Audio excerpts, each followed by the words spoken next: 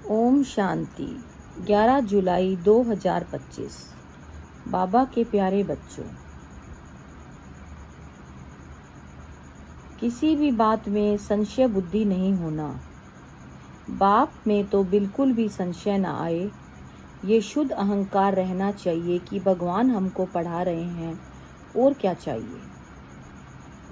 जबकि हम विश्व के मालिक बनते हैं तो खुशी रहनी चाहिए ना। अभी तुम बहुत कमाई कर रहे हो, तुम्हें कभी भी किसी बात में रोना नहीं चाहिए। ऊंच से ऊंच बनना है तो पहले पवित्र बनो। सूक्ष्म वतन की बातों में जास्ती इंटरनेट नहीं लेना चाहिए। ये विचार सागर मंथन करना है कि कैसे किसको समझाएं। मुख्य बात है ही बाप के परिचय देने की। तो पहले सबको दो बाप का परिचय देना है। माया इन आँखों द्वारा बहुत धोखा देती है, इसलिए बड़ा सावधान रहना है। क्रिमिनल आई को सिविल आई बनाना है। अब सुनते हैं महावाक्यों को विस्तार से। मीठे बच्चे, पहले सबको बाप का सही परिचय देकर गीता का भगवान सिद्ध करो, फिर तुम्हारा नाम बाला होगा। तुम बच्चों ने चारों युगों में चक्र लगाया है, उसकी रसम भक्ति में चल रही है, वह कौन सी? तुमने चारों युगों में चक्र लगाया, वह फिर सब शास्त्रों, चित्रों आदि को गाड़ी में रख चारों ओर परिक्रमा लगाते हैं, फिर घर में आकर सुला देते हैं। तुम ब्राह्मण, देवता, क्षत्रिय बनते। इस चक्र के बदले उन्होंने परिक्रमा दिलाना शुरू किया है। यह भी रस्म है। ओम शांति। रूहानी बाप बैठ रूहानी बच्चों को समझाते हैं। जब कोई को समझाते हो तो पहले यह क्लियर कर दो कि बाप एक है। पूछना नहीं है कि बाप एक है व अनेक है, ऐसे तो फिर अनेक कह देंगे। कहना ही है बाप रचता, गॉड फादर एक है, वह सब आत्माओं का बाप है। पहले ऐसे भी नहीं कहना चाहिए कि वह बिंदी है, इसमें फिर मूंझ पड़ेंगे। पहले तो यह अच्छी रीति समझाओ कि दो बाप हैं, लौकिक और पारलौकिक। लौकिक तो हर एक का होता ही है, लेकिन उनको कोई खुदा, कोई गॉड कहते हैं। है एक ही, सब एक को ही याद करते हैं। पहले यह पक्का निश्चय कराओ कि फादर है स्वर्ग की रचना करने वाला। वे यहाँ आएंगे स्वर्ग का मालिक बनाने, जिसको शिव जयंती भी कहते हैं।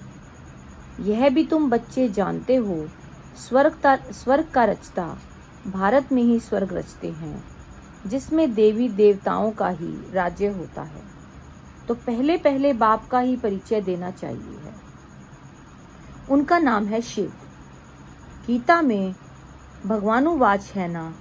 पहले तो यह निश्चय कराएं, लिखा लेना चाहिए। गीता में है भगवानुवाच, मैं तुमको राजयोग सिखाता हूँ, अर्थात नर से नारायण बनाता हूँ। यह कौन बना सकते हैं? जरूर समझाना पड़े। भगवान कौन है, फिर यह भी समझाना होता है। सतयुग में पहले नंबर में जो लक्ष्मी नारायण है, जरूर वही 84 जन्म लेते होंगे। पिछले फिर और धर्म वाले आते हैं, उन्हों के इतने जन्म हो न सके। पहले आने वालों के ही 84 जन्म होते हैं। सतयुग में तो कुछ सीखते नहीं हैं, जरूर संगम पर ही सीखते होंगे। तो पहले बाप का परिचय देना है। जैसे आत्मा देखने में नहीं आती है, समझ सकते हैं, वैसे परमात्मा को भी देख नहीं सकते। बुद्धि से समझते हैं, वह हम आत्माओं का बाप है। उनको कहा जाता है परम आत्मा। वह सदैव पावन है, उनको आकर पतित दुनिया को पावन बनाना होता है। तो पहले बाप एक हैं। यह सिद्ध कर बताने से गीता का भगवान शिव है, वह भी सिद्ध हो जाएगा। तुम बच्चों को सिद्ध कर बताना है। एक बाप को ही त्रुट कहा जाता है। बाकी कर्म कांड व तीर्थ आदि की बातें सब भक्ति के शास्त्रों में हैं। बाप आकर सारा राज संभालते हैं। पहले पहले तुम बच्चे इस बात पर जीत पाएंगे कि भगवान एक निराकार है, न कि साकार परमपिता परमात्मा शिव। भगानुवाच ज्ञान का सागर सबका बाप वह है। पास विद आनर बनने के लिए पुरुषार्थ की गति तीव्र और पावरफुल रखने वाले यथार्थ योगी भव। वर्तमान समय के प्रमाण पुरुषार्थ की गति तीव्र और ब्रेक पावरफुल चाहिए, तब अंत में पास विद आनर बन सकेंगे, क्योंकि उस समय की परिस्थितियां बुद्धि में अनेक संकल्प लाने वाली होंगी। उस समय सब संकल्पों से परे एक संकल्प में स्थित होने का अभ्यास चाहिए।